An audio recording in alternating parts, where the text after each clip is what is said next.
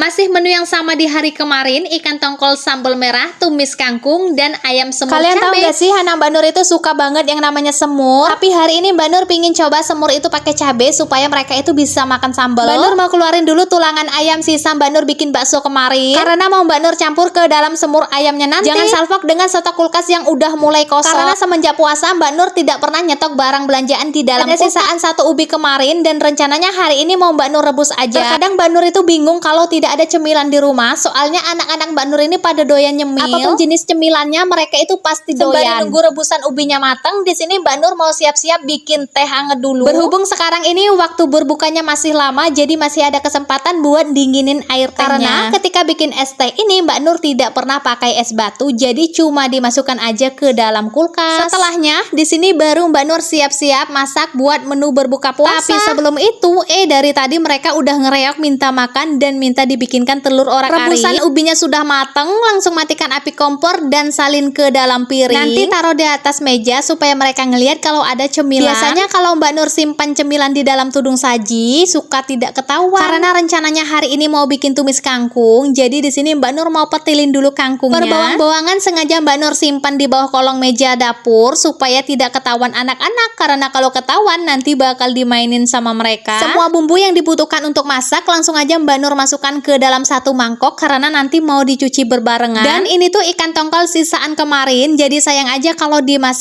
tidak dimasak hari ini. Untuk ayamnya Mbak Nur rebus terlebih dahulu untuk menghilangkan lemak-lemak dan kotorannya. Ikan tongkolnya sudah mateng dan di sini tuh lanjut lagi Mbak Nur mau bikin sambelnya pakai tomat dan juga cabai merah. Sepertinya goreng ikan tongkol kali ini tuh rada kekeringan, mudah-mudahan aja tidak keras. Karena biasanya ikan tongkol kalau terlalu garing nanti bakalan berhubung sudah terlanjur, jadi mau diapakan lagi, ya udah deh langsung aja kita gaskan masak. Dulu percabai-cabiannya hingga benar-benar matang, tambahkan gula dan sedikit penyedap rasa. Sebenarnya bagaimana sih cara membedakan cabai yang sudah matang dengan yang belum? Karena Mbak Nur terkadang suka kebablasan ketika numis cabai merah ini, lebih seringnya itu kurang matang, apalagi sekarang itu puasa tidak bisa nyicipin makanan. Kemudian di sini Mbak Nur mau irisi dulu bawang merah, bawang putih dan juga cabai rawit buat bumbu numis kangkung. Ceritanya hari ini tuh Mbak Nur pingin bikin cah kangkung, tapi berhubung tidak bisa cara masaknya, jadi ala kadarnya aja. Di sini cuma ditambahkan lada dan juga sedikit penyedap rasa. Kalau di hari biasa tidak puasa, Mbak Nur ketika nyambel cabai merah ini benar-benar Mbak Nur cicipin. Jadi berhubung puasa, Mbak Nur tidak bisa nyicipin sambelnya apakah sudah matang atau belum. Cah kangkung ala Mbak Nur sudah matang dan ikan tongkol sambal merahnya juga sudah matang. Kemudian lanjut lagi di sini Mbak Nur mau bikin semur ayam versi pedasnya. Biasanya kalau masak lauk untuk anak-anak Mbak Nur itu tidak pernah pakai cabai, tapi berhubung anak Mbak Nur ini udah mulai besar, jadi di sini Mbak Nur mau ngajarin mereka itu makan tentunya sambal. Masih dalam porsi yang kecil, dimana setiap kali masak Mbak Nur tambahkan cabai 1 atau 2 biji cabai supaya lebih gelapan. Di sini semurnya Mbak Nur tambahkan kecap dan juga gula merah. Setelah ayamnya empuk, bagian terakhir yang Mbak Nur masukkan yaitu potongan tomat dan juga potongan daun bawang. Adalah semur ala-ala Mbak Nur aja. Untuk bumbu aslinya sendiri Mbak Nur juga tidak tahu.